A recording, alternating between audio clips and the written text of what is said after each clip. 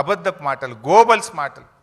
ఆనాడు కేసీఆర్ గారు మంచి పని చేస్తుంటే దాని మీద ఏదో అమృత భాండాగారంలో విషపు చుక్క వేసినట్టు ఒక మంచి పని జరుగుతుంటే దాన్ని ఒక అబద్ధాలు చెప్పి అనుమానాలు కల్పించేటువంటి ప్రయత్నాన్ని సృష్టించారు.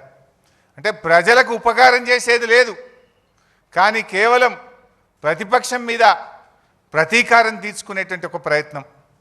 మా ప్రభుత్వం ఏర్పడిన సంవత్సరంలో ఆనాడు గొప్ప విజయాలు సాధించినాం.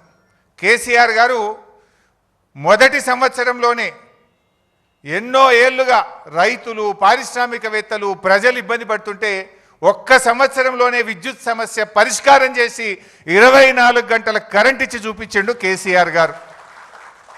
మిషన్ కాకతీయతో మొదటి సంవత్సరంలోనే చెరువుల పునరుద్ధరణ కార్యక్రమాన్ని ప్రారంభించింది కేసీఆర్ గారి ప్రభుత్వం. అదేవిధంగా మీడియం ఇరిగేషన్ ప్రాజెక్టులు అనేక ప్రాజెక్టులు పూర్తి చేసినాం.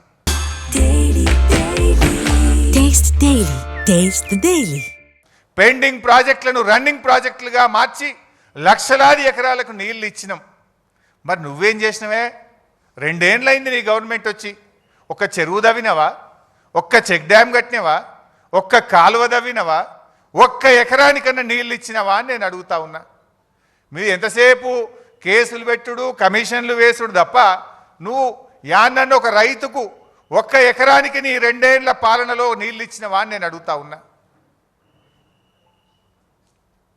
చేసినావు 2 ఏళ్లలో ఏమైనా చేసినావు అంటే ఢిల్లీకి కమిషన్ల మూటలు తీసుకుపోయినావు, ప్రతిపక్షాల మీద కమిషన్లు వేసినావు. Electricity commission, Kaleshwaram commission. ఇంతకు మించి నువ్వు చేసింది అయితే ఏం లేదు. ఇవాళ ఎంతసేపు శ్వేతపత్రాల నుంచి కమిషన్ రిపోర్ట్ల దాకా బద్నాం చేసే కుట్ర తప్ప అసలు జరిగింది అయితే ఏం లేదు. నాకు తెలిసి వచ్చే 2 ఏళ్లలో కూడా ఇదేం చేయడు, గిదే ముచ్చట. ఈ వీటి మీదనే సినిమా సీరియల్ నడిపినట్టు నడుపుతాడు తప్ప వీళ్ళు చేసింది లేదు, రేపు చేయగలిగేది కూడా లేదు.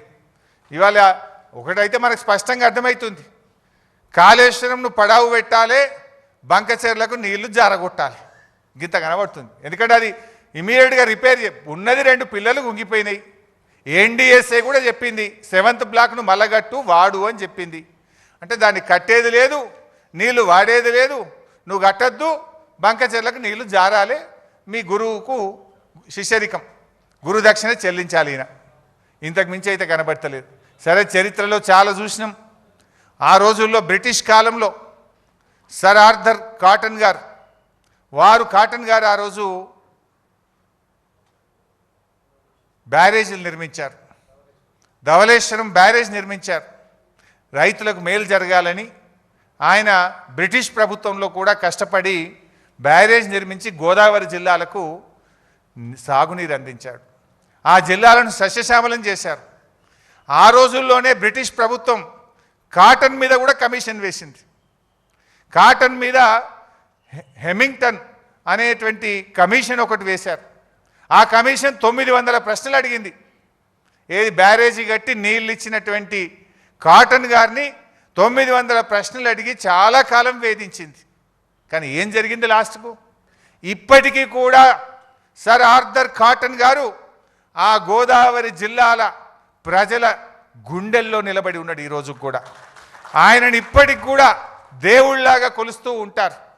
నేను ఇప్పుడు ఈరోజు చెప్తా ఉన్నా, డెఫినెట్గా కేసీఆర్ గారు కూడా రేపు చరిత్ర పుటల్లో తెలంగాణ ప్రజల గుండెల్లో శాశ్వతంగా నిలిచిపోతాడు.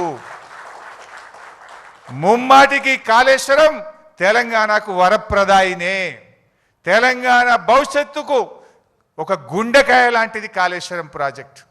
అఫ్కోర్స్ ఈ విషయం రేవంత్ రెడ్డి కూడా తెలుసు. నేను జోక్ చేస్తాను, సీరియస్గా అంటున్నా. ఎందుకు ఈ మాట అంటున్నా చెప్పాలనా?